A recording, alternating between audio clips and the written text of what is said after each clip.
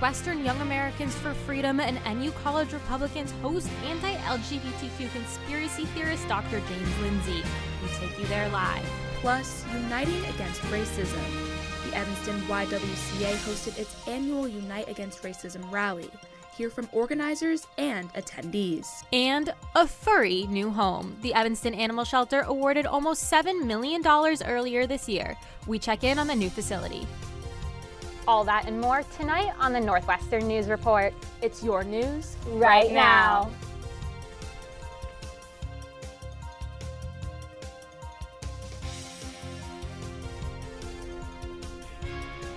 Hello and welcome to a special one-hour edition of the Northwestern News Report. I'm Gabrielle Coriati. And I'm Julia Richardson. We start with a controversial speaker on campus right now. In just a moment, we'll bring you live to Swift Hall, where students are protesting a talk by Dr. James Lindsay. The Southern Poverty Law Center calls him a leading voice in the anti-student inclusion, anti-LGBTQ, and conspiracy propaganda movements. Tonight's event is co-sponsored by Northwestern Young Americans for Freedom, a new registered student group, and NU College Republicans. And we're covering this from all angles tonight, but we'll start with NNN's Michaela Denault. Michaela, what do we know about James Lindsay? Thanks, Julia. Well, he's most known for his role in duping academic journals to publish fake research on gender, queer, and critical race studies. It was a stunt to identify political bias in academic scholarship on identity.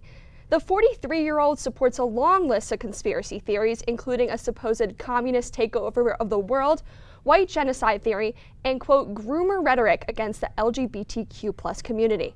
Lindsay called the pride flag one of a, quote, hostile energy, unquote, and even before this event got underway, the flyer was causing controversy. It prominently features a pride flag with a skull and crossbones on top of it. The Associated Student Government poised to take action on that. Senators will meet tomorrow for an emergency meeting. They'll vote on emergency legislation that will freeze funding and for NU College Republicans and Young Americans for Freedom. The action is being taken on the basis of an NU discrimination policy. The bill is authored by ASG current and outgoing executive officers of Justice and Inclusion and chair of the Justice and Inclusion Committee. The bill also says ASG will write a set of, quote, just and inclusive bylaws for ASG recognized and SAFC-funded student organizations. We'll, of course, follow the updates. Michaela, thank you. NNN's Vanessa Kelson spoke with Caleb Nunez, a representative of Young Americans for Freedom, just a short time ago. Let's watch. Joining us now is NNN's Andrew Rowan. He's live now outside Locy Hall. Andrew, what's the scene like there? Hi, Gabrielle. Well, yeah, we're outside outside of Swift Hall, and there's a sizable crowd. Let me step out of the way so I can show you. In the last couple of minutes, they have been inviting a variety of speakers speaking about how proud they are to be part of the LGBTQ community, to be part of the Northwestern community, and the welcoming place that it is. And, of course, they're implying that the speaker who is coming and who is here inside speaking now is not welcoming, and it speaks to a lot of views that are antithetical to the university's values and mission. So I also want to explain why you might see a lot of protesters covering their face. It has to do with the university's demonstration policy. We can put it up, and in a nutshell, it says anyone can protest, but it can't impact the operation of the event. If that occurs, the university, in that case, can take disciplinary action. Now, it's difference between It's basically playing out here over a battle of free speech. We spoke with the Medill professor, Karen Ward. She told us a little bit about debate around free speech and when does a free speech debate no longer play into facts when it gets into conspiracy theories. Take a listen to what she had to say. So if you are saying this person shouldn't have a place to speak in our university, then you have to have the evidence as to why this person isn't just stating views on policies, on ideas, right? Just having controversial ideas doesn't negate someone from speaking. We want that back and forth, that discussion. But what we don't want are the lies and the lack of evidence. And we don't know the type of discussion that's going on inside just yet, but our own Logan Schijano is inside. He's taking notes, and later in the broadcast, he's going to bring us those notes and tell us what exactly it was spoken inside. So stick around for that. But for now, outside of Swift Hall, Andrew Rowan, Northwestern News Network. Thanks, Andrew. We'll be following this story closely, but now we turn to an update on another developing story. Over the weekend, the Evanston Police Department naming a suspect in the April 12th shooting at Clark Street Beach. 20-year-old Jalen Murray identified as the man who shot and killed 18-year-old Jock Irby and injured 2 others. NNN's Logan Schijano joins us now. Logan, I know you've been following this story for us. What other information do you have for this latest update? Well, Gabrielle, this press release that came out over the weekend said that Murray was arrested on Friday by the Evanston Police Department and that he is being charged with 1 felony count of first-degree murder and 2 felony counts of first-degree attempted murder. Now, Murray's bond was set at $750,000. He had a preliminary hearing actually this morning in the Skokie District Court, and he is actually still in jail at this moment, and his charges are going over to a grand jury to see if they will officially indict him on May 18th. Thank you so much, Logan, for going to that hearing in Skokie earlier today. And Logan, in response to the shooting, Northwestern did a routine review of its security and safety protocols. Is the university committed to making these changes? Well, like you said, Gabrielle, this email came out on Friday. The update about their review was at the bottom of the email, and it said that the university is working to develop a more extensive list of automated emergency messages that are quicker and easier to send. Of course, we all remember the message that came out during the night of the shooting that said university police are responding to a report of blank on the Evanston campus at blank. The update also said that Northwestern is conducting a review of campus buildings to identify which doors could be difficult or confusing to lock. Of course, we should note that some students reported that they were in rooms that didn't have locks on the doors at all. Thank you so much, Logan, for staying on top of this important story for us. And here on campus, students are mobilizing against issues including the increased police presence put in place in response to the beach shooting.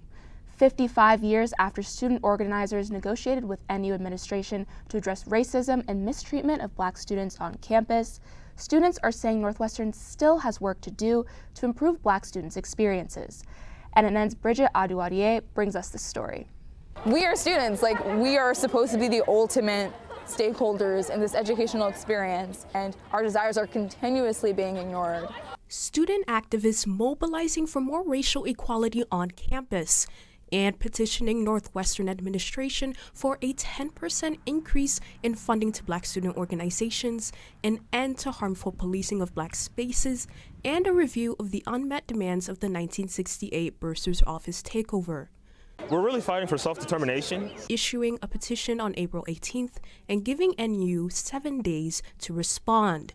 Activists say they received a response and are planning a meeting to discuss their demands. In an email to NNN, University spokesperson John Yates says he can, quote, confirm that the president's office is working with the students to set up a meeting, but he did not provide comment regarding Northwestern's position on the demands. I think that Black students should learn to expect more from the university. In 1968, over 100 Northwestern students occupied the bursar's office in protest of racism on campus. After 38 hours, they reached a resolution. Administration agreed to meet 10 out of 14 demands. This was something we were granted in 68, but this is what it's looking like today. And this is where we need that support. This April, students gathered in a protest to draw attention to the demands that weren't granted, like the assurance of 10 to 12% Black student representation in each incoming class. Also, with increased university security in response to the April 12th Clark Street Beach shooting, some students say that more police isn't the answer. Police are not people who keep us safe. In fact, for Black students, often endanger us more than they do keep us safe. Wilson says the recent mobilization of students is part of a decades-long trend. Just because this took place in 68, it wasn't a one-time commitment. That's something that has to, constantly be worked out. Pushing for change, building off of decades of reforms. Bridget Aduwadier, Northwestern News Network. Thanks, Bridget. And beyond campus, community members coming together for the Evanston YWCA's annual Unite Against Racism event Thursday, encouraging Evanston residents to stand against racism and fight for justice. NNN's Sadie Frankel was there. Evanston residents lined Ridge Avenue holding signs for the YWCA's 4th annual Unite Against Racism rally. It's a part of a national movement toward, racial justice. The event featuring a gathering on Ridge where attendees held signs and recited the Racial Justice Pledge, and a talkback for people to share their personal experiences relating to racism and solutions to combat it. A lot of people underplay racism, and I think it's important that they know that it's real. The Evanston Rally and Talkback, just part of a 3-day event spanning Skokie, Wilmette, and Evanston. Just that show of solidarity, it shows that there are people who are willing to, support us. The event, though widely supported, has experienced negative comments and emails. Because of this, community support means even more to the organization. See the show of support and the visuals show of support. Despite the pushback, many residents appreciate community events like this. Getting out into the community and making sure that messages are out there about, doing that kind of work that's wonderful. Through all of the YWCA's events, the goal remains consistent: to promote anti-racism and work toward a future without racism. Impact our family, our friends, and then we want to start looking at policy and system solutions. Sadie Frankel, Northwestern News Network. Thanks, Sadie. You can find out more about these events at ywcaens.org. And coming up, preparing animal accommodations. We give you an update on a new Evanston animal shelter that furry friends will soon call home. Also coming up, how medium-sized black holes behave like toddlers. We give you all the latest breakthroughs from Northwestern researchers. And later this hour, Northwestern Congressional Awards recognize 5 students for 3 different scholarships. We'll be right back. At Northwestern, we're Wildcats in every way.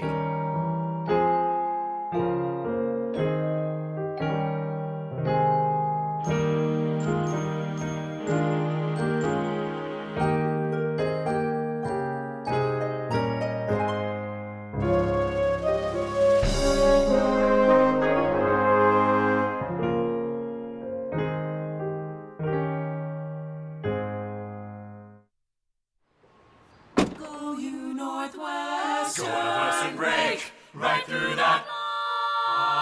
With our colors flying, we will cheer you all to go. Go you Northwestern, fight for victory, sweet victory, for the fame of our fair name, and go Northwestern, win that game.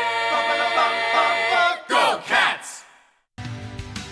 At Northwestern University, we are pioneering innovation and achieving excellence across every imaginable discipline.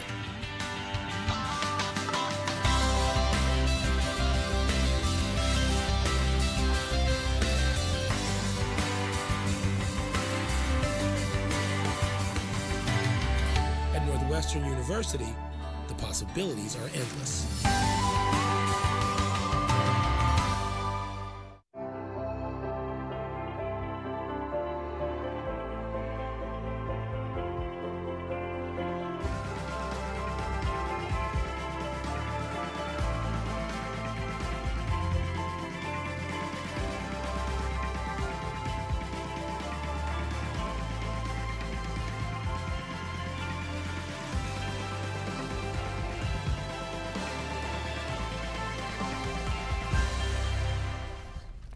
Organizations on campus and in Evanston honoring survivors of sexual violence this past month. NNN's Shravya Punt shares the challenges facing activists and survivors and what they're doing to make change. T-shirts sharing messages of pain, strength, and support. Survivors gathering at Northwestern's Women's Center to share experiences during the last week of Sexual Assault Awareness Month. Survivors need to feel heard, feel welcomed, and feel like they belong. The Clothesline Project is part of a campus-wide effort called Take Back the Night, giving survivors a place to come together. It makes you feel like you're not alone in all of this struggle. But survivors feeling a lack of support from the NU community. There's this kind of tendency to believe the abuser over the survivor. Northwestern Center for Awareness, Response, and Education, or CARE, offers support to hundreds of student survivors each year, with only 4 staff members. We do everything we can, but there's a few of us. Also facing challenges, Cook County's free survivor support agency, the Northwest Center Against Sexual Assault, or CASA. We're looking at potentially having to cut some positions. According to the Illinois Coalition Against Sexual Assault, a recent federal cut to the Victims of Crimes Act will reduce funding available to Illinois rape crisis centers by $9.5 million, nearly 50% of their annual budget. Northwest CASA urging supporters to help in a recent fundraiser and by writing to legislators. There are going to be survivors that slip through the crack, and we can't have that. On and off campus, survivors and activists trying to gain momentum. It's a way to take back a lot of the voice that feels like it's been denied for so long. A cause worth fighting for. And Shravya joins us now from another event bringing awareness to sexual assault prevention. Shravya? Thanks, Gabby. I'm here in Tech, where Frankie Ciparroni, a member of the Rape, Abuse, and Incest National Network, is speaking tonight about sexual assault prevention in Greek life. I spoke with event organizer Rose Hunsker earlier today. Here's what she had to say.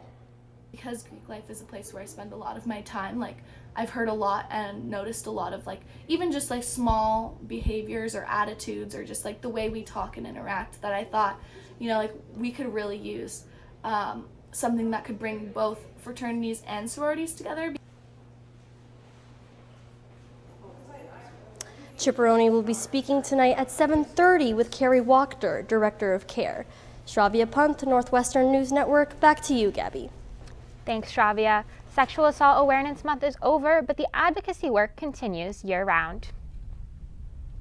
Congress awards students annually with 3 scholarships honoring the legacies of President Harry Truman, Senator Barry Goldwater, and Representatives Morris and Stewart Udall, and Northwestern students swept up recognition in each. Rhodes Scholar and Weinberg senior Irina Patrick receives another award, the Truman Scholarship, for her work in public service.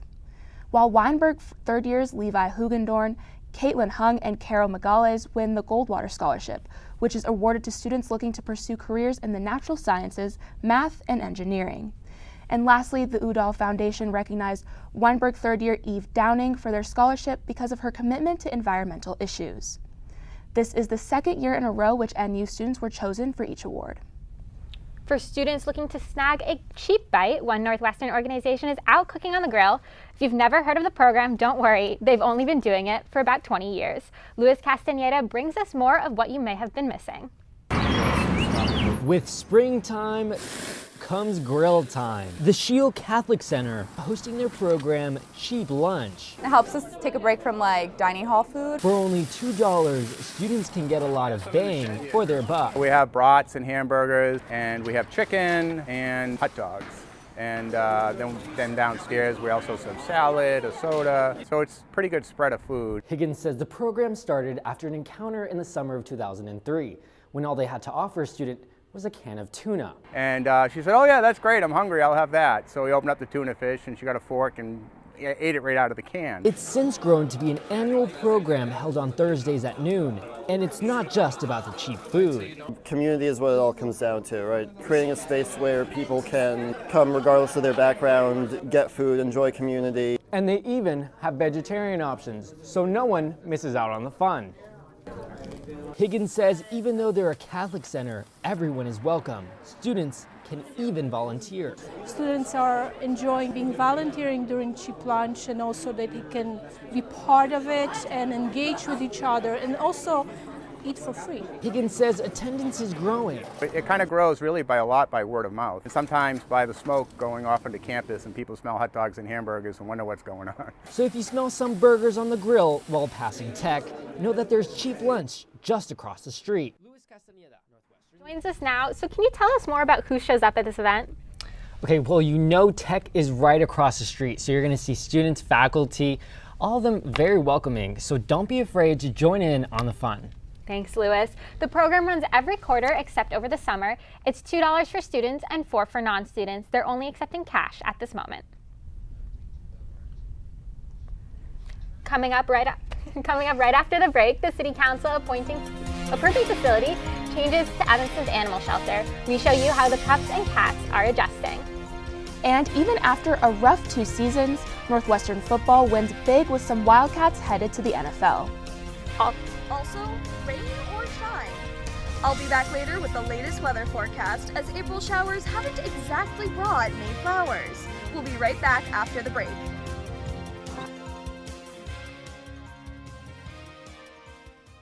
How prepared is your family if a tornado shows up at your doorstep, or a flood, or a hurricane? You can't just turn away a natural disaster. That's why it's important to go to ready.gov/plan now. It has the tools and tips you need to make an emergency plan with your family. So if disaster comes knocking, let's go. You'll be ready to help keep your family safe. It's just a pizza. Yes. Make a plan today.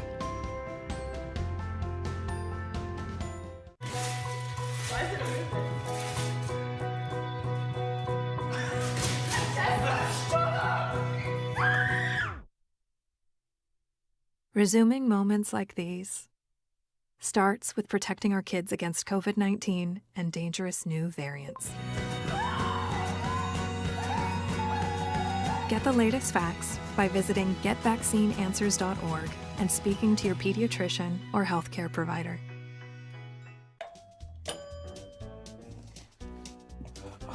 What a disaster! You're a disaster.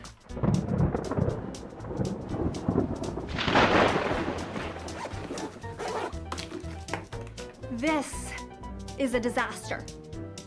You can't be ready for every little disaster, but you can prepare for a big one. Make an emergency plan today. Welcome back. Now for a look at some of the friendliest faces around town. City Council approved a $6.85 million contract to build a new facility for Evanston's furry friends in February. NNN's Magia Medne went to the Evanston Animal Shelter to find out what changes have happened since. The rooms of the old animal shelter on Ogden Street are gradually emptying. We had to move the cats here to 611 South Boulevard, where we are today, and the dogs will move to the recycling center, which is next door to the current shelter. The shelter is preparing to be demolished to make space for a new building. While cats are already exploring their new environment, the dogs will be moved by May 19. Old building is 2,800 square feet, basically. The new building will be about 8,500 square feet. Amanda Ward, a student volunteer at the shelter, says changes were needed. More dogs, more cats, and just a little bit of extra space so that the animals can move a little bit more comfortably and that the people can move more comfortably while taking care of them and volunteering. Size is not the only improvement. A medical suite and an intake area are expected to be built. There will also be changes in the food pantry, where people in need can pick up free pet supplies. There will be lockers outside, sort of like Amazon lockers. The new building will be LEED certified. All electric, so no gas. The roof will be set up so that it can hold solar panels. They won't necessarily directly power that building, but I think they'll go into the grid. Until then, Pasenko says she expects cats and dogs will remain in 2 different locations for about a year. Be patient with this, because I know it's confusing that you come to one place for cats and one place for dogs. For animal shelter visitors, this division means the greatest question of all time. Are you a cat or a dog person? Magia Medne, Northwestern News Network. Thanks, Magia. Turning back to campus for a look at the Wildcats, some major sports updates. Here's NNN's Kendall Wright with the latest. Kendall, where should we even begin? Thanks, Gabrielle. While it had been rumored for months, Northwestern Sullivan-Ubben men's basketball head coach Chris Collins and the university have agreed to a 3-year contract extension. The deal now keeps Collins in Evanston through 2028. In a statement, Collins said, quote, "It has been an honor to be the head coach at Northwestern University for the last 10 years. To have the opportunity to be a part of accomplishing so many firsts in the history of the basketball program during my tenure has been special. And I can't wait to get to work to pursue more amazing moments in the future." The extension comes after Northwestern's second NCAA tournament berth in program history. Both trips to the Big Dance have been under Collins, who is this season's Big Ten Coach of the Year. Moving over to the Diamond, there is more hardware coming to Northwestern's spring sports. The Wildcats completed a 3-game sweep over Nebraska, clinching a share of the Big Ten regular season title for the second year in a row. The Cats clinched the title Sunday after rallying for 5 runs to defeat the Huskers 10-9. First-year Kansas Robinson put the Cats on top for good when she stole home in the sloppy conditions. This marks the Wildcats' first back-to-back titles since 1986. The Cats were also undefeated at home this season, something that has not happened this millennium. Northwestern will close out the regular season this weekend in Piscataway against Rutgers. Turning to football, Northwestern had 4 players selected in the NFL draft last week in Kansas City, 2 on offense and 2 on defense. Offensive lineman Peter Skoronsky heads to Music City as he was selected number 11th overall by the Tennessee Titans. Cornerback Cameron Mitchell was selected by the Cleveland Browns, joining the Dog Pound. And finally, defensive lineman Adetomiwa Adebore and running back Evan Hull were selected by the Indianapolis Colts, teammates once again. Though Northwestern has struggled the last 2 seasons, these 4 have shown why they're worthy of being at the next level. After numerous collegiate accolades, these Wildcats now have their eyes and paws set on a new goal, winning the big game. Thanks, Kendall. Once again, congratulations to those selected in this year's draft. Well, now let's check in with NNN's Sabrina Carson for a look at the weather. Sabrina?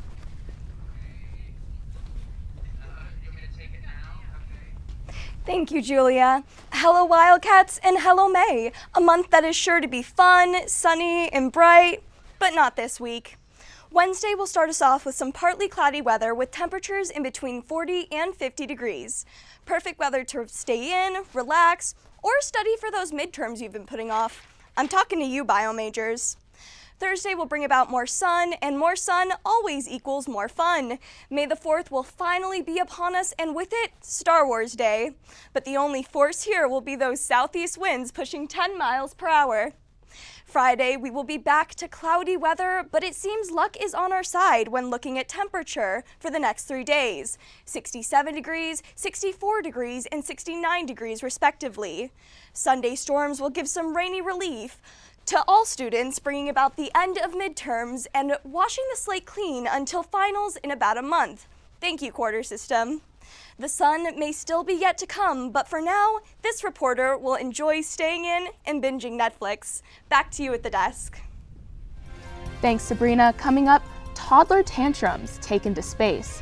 We tell you about NU research into how black holes hurl stars across the galaxy. And later this hour, walk into the WAMU show. We take you behind the scenes of its 92nd annual performance. How prepared is your family if a tornado shows up at your doorstep, or a flood, or a hurricane? You can't just turn away a natural disaster. That's why it's important to go to ready.gov/plan now. It has the tools and tips you need to make an emergency plan with your family. So if disaster comes knocking, let's go. You'll be ready to help keep your family safe. It's just a pizza. Yes. Make a plan today.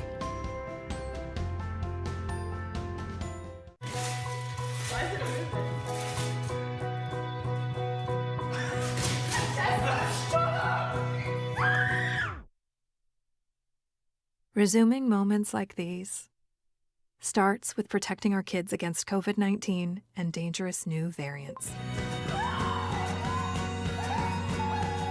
Get the latest facts by visiting getvaccineanswers.org and speaking to your pediatrician or healthcare provider.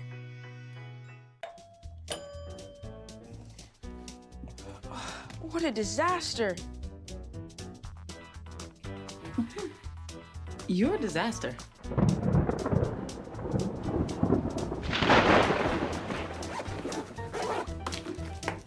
This is a disaster. You can't be ready for every little disaster, but you can prepare for a big one. Make an emergency plan today. Welcome back. It's time to put on our lab coats and goggles for this week's Under the Microscope. Here's the latest research news from the university.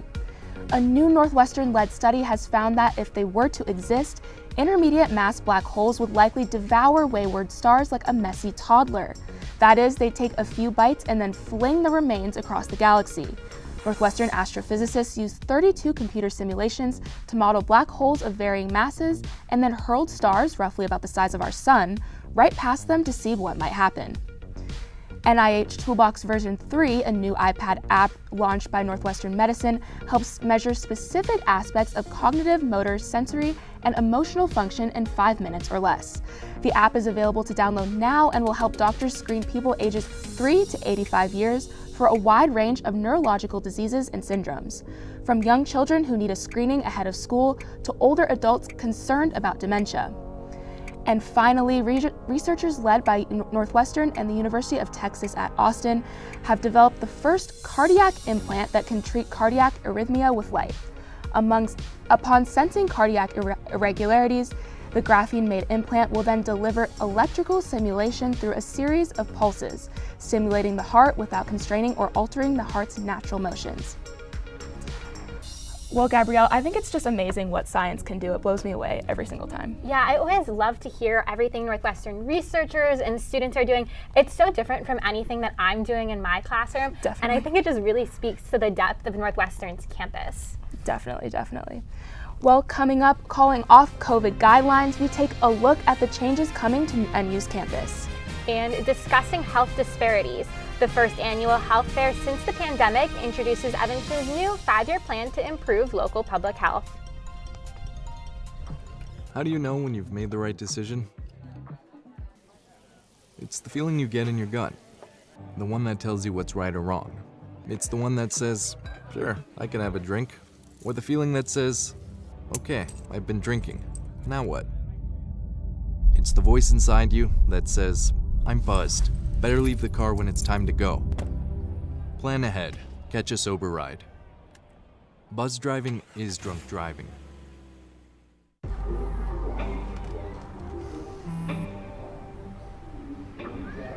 I don't know why you're so sad. You've got a roof over your head. You gotta stop with that depression stuff. That's what white people think. You alright? How do you know when you've made the right decision? It's the feeling you get in your gut, the one that tells you what's right or wrong. It's the one that says, sure, I can have a drink, or the feeling that says, okay, I've been drinking, now what? It's the voice inside you that says, I'm buzzed. Better leave the car when it's time to go. Plan ahead. Catch a sober ride. Buzz driving is drunk driving.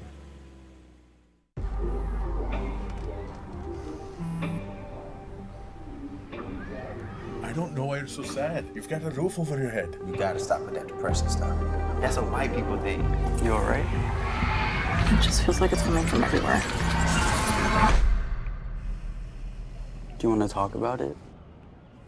You can talk to me if you're feeling sad. Whenever you need to talk, I'm here, okay?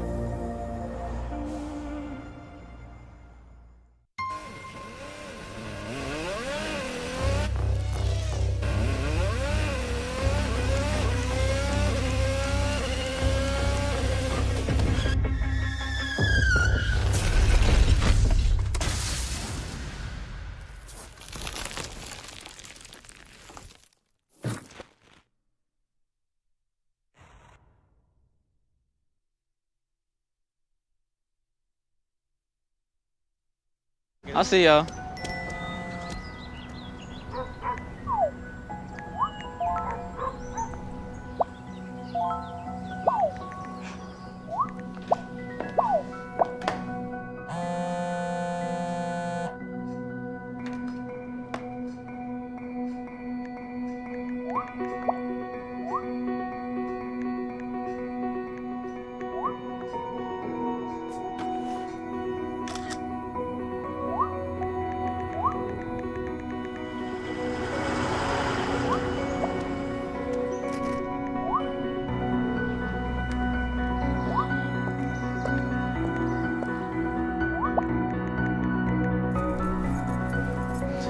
I got some batteries and 2 flashlights. What's up, champ? I feel like you get taller every time I see you.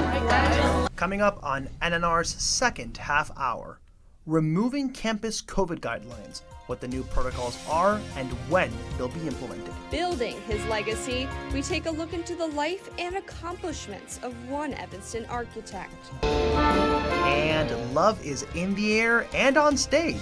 We open the curtains to the annual WAMU show, Romance en Route. Hello and welcome to the second half hour of the Northwestern News Report. I'm Diego Ramos-Bachara. And I'm Michaela Denault. At the start of the show, we told you about students protesting Speaker James Lindsay's visit to campus. NNN's Vanessa Kelson spoke with Caleb Nunez, a representative of Young Americans for Freedom, about why the group thought it was important to bring Lindsay to campus. Let's watch. You've talked a lot about divisiveness, division. We know that there's a group of protesters sort of collecting outside right now. I mean, what is your response to those students that are concerned about some of, what could be considered really inflammatory things that he said previously? Yes, I mean, firstly, I'm not here to defend anyone else's past tweets or things that you might find on the Southern Poverty Law Center or Wikipedia.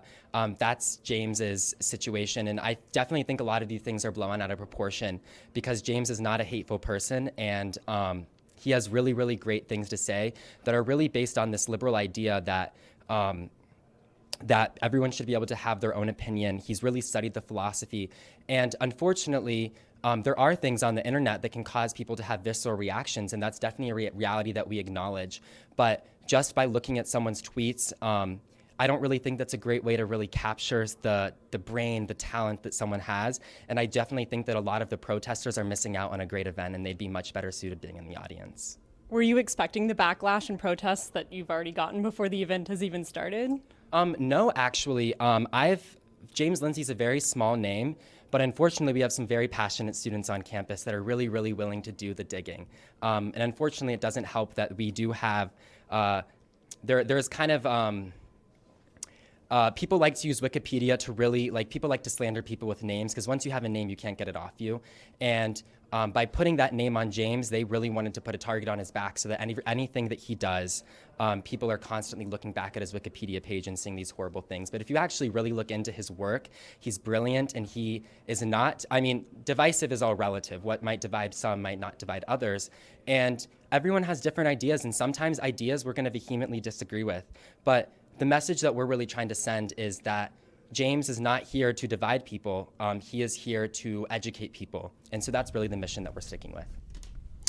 And Vanessa is joining NNR Live. Vanessa, welcome. What's the latest?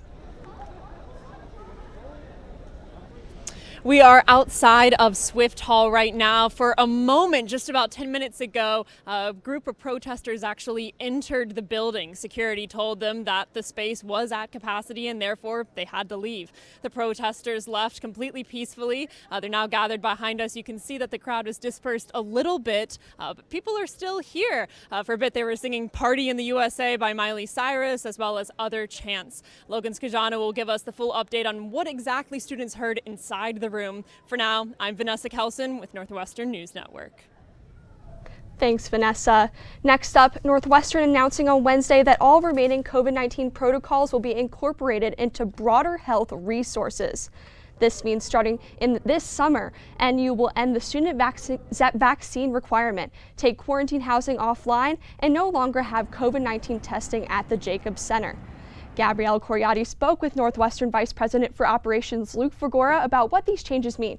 Gabrielle, this feels like it's the end of an era for COVID-19 policies on campus. Can you tell us more about what this means? That's right. That really is how it feels. These changes are coming after 3 years of frequent updates regarding mask mandates, on-campus testing policies, and vaccine requirements.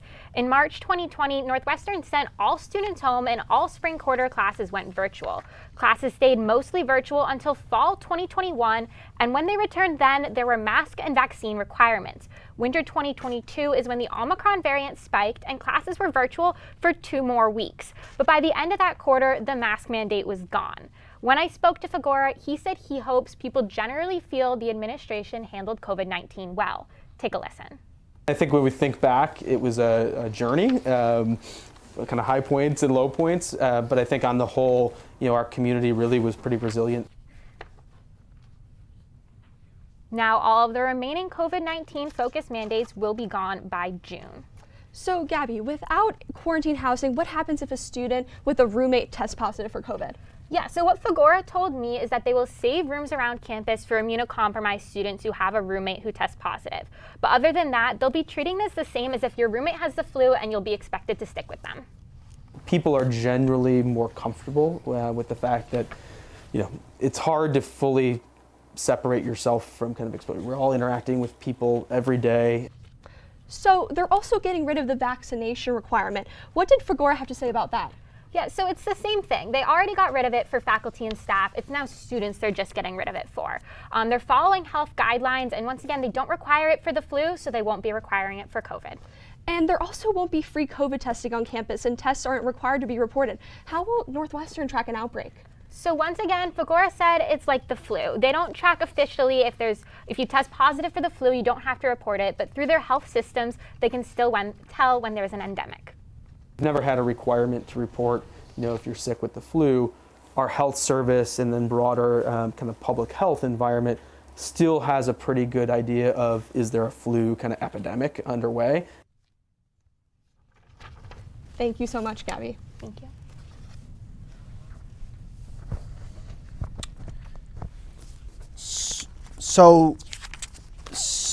Getting conflicting reports here. So last week marked the 75th anniversary of Israel's independence. Now, Northwestern students celebrated the Yom Ha'atzmaut Fest on North's lawn, but were met with protesters from Students for Justice in Palestine. Now, after hearing that the protests were expected at the event, the executive director of Hillel, Michael Simon, encouraged students to still come and celebrate. And I would really hope that we could get past having people standing on one side and people standing on another, and more having people coming together and having conversation, because ultimately I think a lot of people just feel passionate. Students for Justice in Palestine did not respond to our request for comment.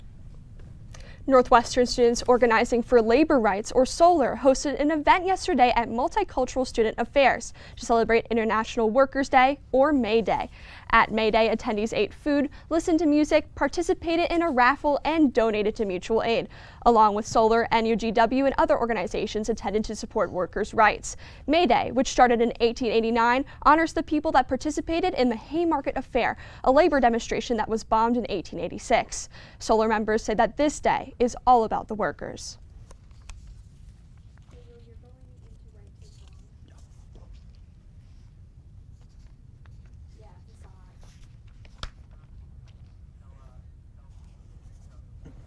To learn more about events hosted by SOLAR, check out their Instagram at solar_NU. And in your health news, your body isn't the only thing at Blum transforming the gym. And in your health news, your body won't be the only thing transforming at Blum Gym. The gym itself will be transforming as well. This is because improvements are coming to the existing facilities through expansions in the strength training space, updating the strength and cardio area flooring, and additional updates to the overall space. Now, NNN asked whether that would include upgrades to the actual fitness equipment, but Northwestern Recreation would not say. The gym will remain closed, or the gym will be closed for the rest of the academic year beginning on May 15th, and Blumquist plans to reopen in the fall. The Evanston Public Library hosting its first health fair since the pandemic. The aim of Saturday's event was to alleviate racial disparities. NNN's Isabella Lisco spoke with participants about health care in the Evanston community. Evanston's health fair showcases the newly published Evanston Project for the Local Assessment of Needs, or E-Plan, a 5-year strategy to improve public health. The plan reveals extreme racial disparities. I don't think that a lot of Evanstonians would be surprised by the concept, but when you see the actual numbers behind these patterns, they are staggering. An example, Evanston residents live an average of 82 years, 3 years longer than the national average. Once that's broken down by neighborhood, however, the E-Plan revealing a 13-year difference in life expectancy between Evanston's predominantly white 7th Ward and black 5th Ward. The history of segregation in Evanston has played out in the patterns of varying life expectancy we see today. And so unfortunately, racism is one of the biggest root causes. Other root causes are poverty and lack of resources. The health fair working to bridge these gaps. Important to be part in this health fair so that we can share our our purpose in the community. I'm here at the Access Community Health Network table at the health fair at the Evanston Public Library, where they are increasing knowledge of safe sex practices with a Jeopardy game, ordering games, and lots of other activities. You are the most important person, and that you should be your own advocate. Social worker Celeste Sanson also advocating for survivors of domestic violence. I'm just really glad to be here and given this opportunity to continue to support all communities in need. Support also happening at the city level with a guaranteed income pilot program and the reparations plan. Anything that we can do to build wealth and economic well-being in our community is going to be really important. Because your health matters. Isabella Lisco, Northwestern News Network. The full E-Plan report is available on the Evanston Health Department website at cityofelvanston.org/eplan.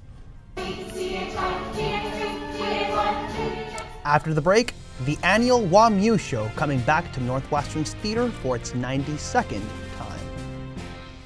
How prepared is your family if a tornado shows up at your doorstep, or a flood, or a hurricane?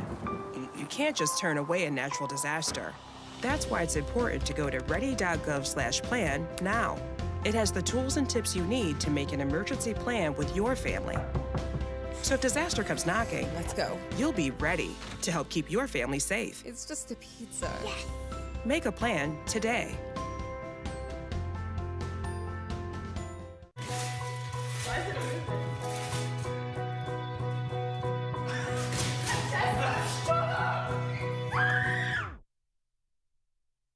Resuming moments like these starts with protecting our kids against COVID-19 and dangerous new variants. Get the latest facts by visiting getvaccineanswers.org and speaking to your pediatrician or healthcare provider.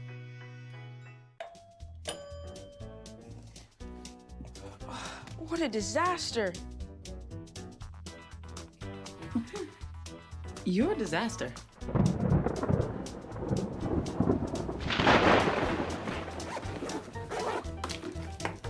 This is a disaster.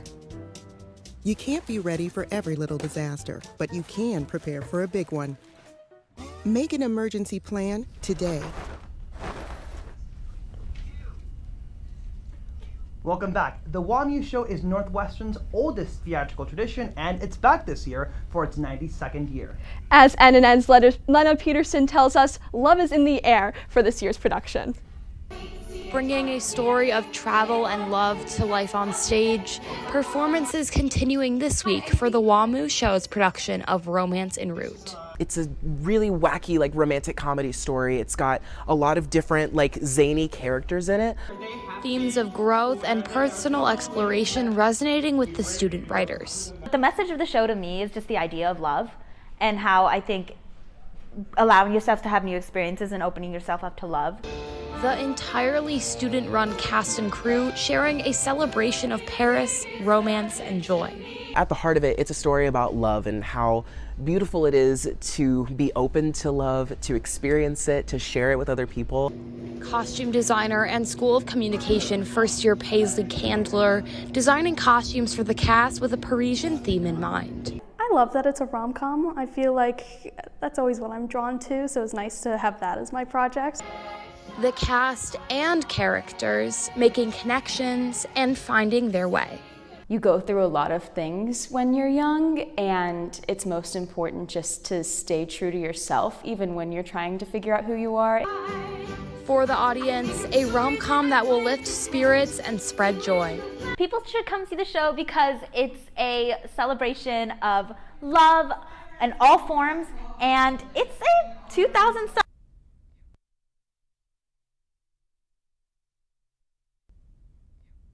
And joining me now is Mateos Barbie. So Mateos, how did the first 3 show goes this weekend? They were so much fun. We had a blast. Like, everything came together last minute. Creating new work is so thrilling up until the last moment, and it came together, and it was really beautiful. That's amazing. And why should Evanston residents and Northwestern students come see the show? I think that they should come see the show because it is a testament to such a long-standing theatrical tradition here, and it really celebrates the creativity of like 92 years of Northwestern alumni, which is so beautiful and so exciting. And this story reflects the stories of who we are as a campus now, and I think that's really exciting to get to share. Oh my gosh, yeah, that sounds absolutely amazing. And what's one of your favorite songs or scenes in the show? My personal favorite scene in the show is a song that I sing called A Single Step. My character is a chronic matchmaker, and this is his song where he gets a new friend to join him in his matchmaking endeavors, and it's so much fun to sing and to act out. It's amazing. Well, there are still 3 more chances to see Romance en Route this Friday and Saturday at 7:30 p.m. and Sunday at 2 p.m. And tickets can be purchased at wamushow.org. Back to you. The Bienen School of Music will showcase the work of German-British Baroque composer George Frederick Handel. Yeah, it's part of the school's Evelyn Dunbar Memorial Early Music Festival. Visiting artists and scholars will commemorate Handel's work in a series of performances and panel discussions, which will culminate in a performance of Handel's most renowned opera, Alcina, and distinguished cantata, Ode to St. Cecilia. Yeah, the event is set to take center stage at the Alice Miller Chapel, the Ryan Opera Theater, and Kahn Auditorium on Northwestern's Evanston campus. And the event will run from May 21st to the 28th. A new student-produced opera debuted in the Wirtz Center this past weekend. Yeah, and NNN's Lance Wilhelm goes behind the scenes on what makes this show one of a kind. Creating Small Thunder, an entirely original student opera, opening to a packed house on Friday, uniting artists from varied backgrounds to create a shared story. The best art is when you're bringing people from different disciplines and it's collaborative, and this opera does this in a way that nothing I've experienced on campus does. Bienen second year, Maya Vandegrift, the production's director, composer, and writer, began working on the opera in September of 2021. Set on a farm in the rural Midwest, a pair of sisters deals with the tragic loss of their mother in a barn fire. While based on Vandegrift's Ohio hometown, the entire production team connecting with the themes. It's about grief, it's about family, and it's about healing. The 30-student team preparing everything from the music and blocking to the lighting and set design to ensure that the final product lived up to their vision. We're really making it our own. Beyond the themes, the opera's queer representation striking a chord with some of the cast and crew. At the center of the story, a family with 2 moms. And I'm also like part of the queer community. I'm bisexual, and like, I don't know, I never ever have gotten to really explore that part of myself in art.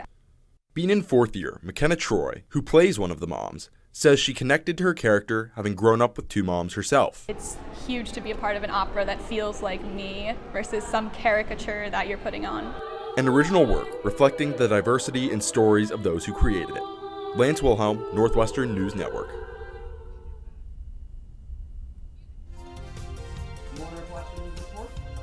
We'll be right back. At Northwestern, we're wildcats in every way.